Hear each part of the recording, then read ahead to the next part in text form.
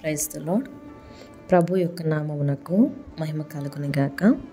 ప్రభు యొక్క కృపలో అందరూ కూడా క్షేమంగా ఉన్నందుకు నేను ప్రార్థన స్తుతిస్తూ ఉన్నాను.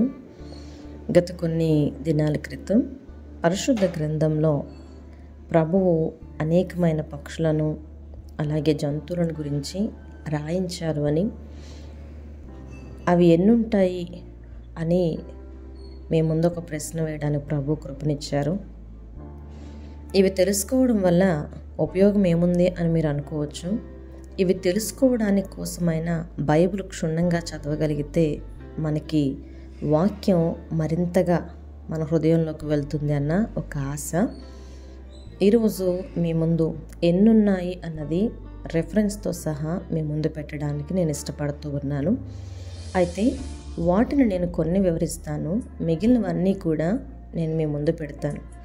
మనకి బైబిల్లో చాలా పక్షుల గురించి తెలుసు. కౌజు పిట్ట గురించి, అలాగే నోవాహు ఓడలో నుంచి బయటికి పంపించినప్పుడు నల్ల పావురం గురించి, మొదటగా కాకిని పంపాడు అని, ఇదే రీతిగా జంతువు దగ్గరకు వచ్చినప్పుడు బిలాముతో గాడిద మాట్లాడింది అని, ప్రభు అయిన యేసుక్రీస్తు వారు కూడా గాడిద మీద ఎక్కారు అని, దేవుని యొక్క పిల్లలు సింహము వలె ధైర్యంగా ఉంటారని, ఇలాంటివి మనకి కొంతవరకు తెలుసు.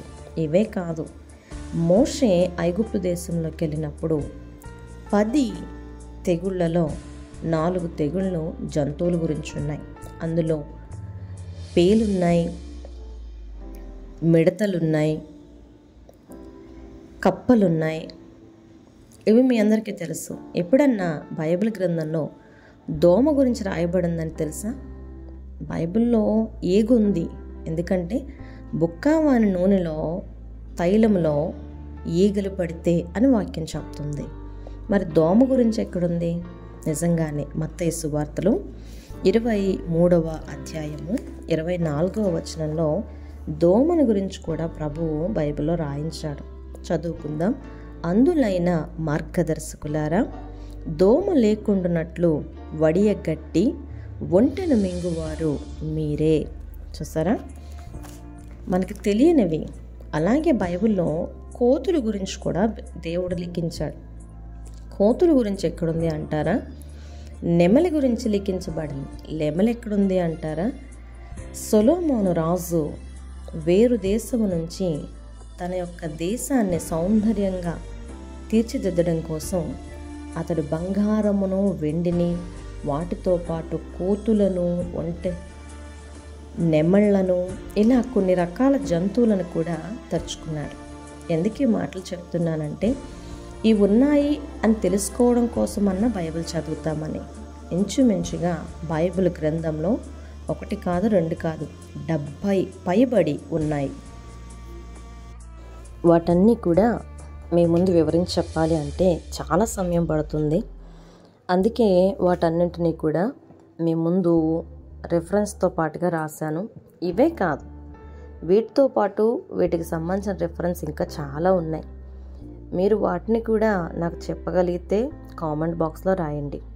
పరిశుద్ధ గ్రంథాన్ని మనం క్షుణ్ణంగా చదవడం మన మేలు కొరకే తప్ప మరొకటి కాదు. ఇవి మాత్రమే కాకుండా బైబిల్ గ్రంథంలో వాక్యాన్ని ప్రభువు వేటితో పోల్చారో వాటి యొక్క రిఫరెన్స్ కూడా ఎక్కడున్నాయో వాటిని కూడా మీ ముందుకి నేను తీసుకురావాలనుకుంటున్నాను. బైబిల్లో ఉన్న ప్రతిదీ, బైబిల్ మహాసముద్రం వంటిది. ముగిసిపోయేదైతే ఎప్పటికీ కాదు, తెలుసుకోవాల్సింది ఎప్పటికీ మిగిలి ఉండిపోయేది. కాబట్టి ఇంకా వాటిని గురించి తెలుసుకుందాం. మరుసటి వీడియోలో వాటిని గురించి మీ ముందు ప్రస్తావిస్తాను. మీతో పాటు నేను కూడా బైబిల్ని అమితంగా చదివి ఇంకా లోతైన విషయాలు కూడా తెలుసుకోవాలని ఆశపడుతున్నాను. నా కోసం, నా కుటుంబం కోసం ప్రార్థించండి. Praise the lord.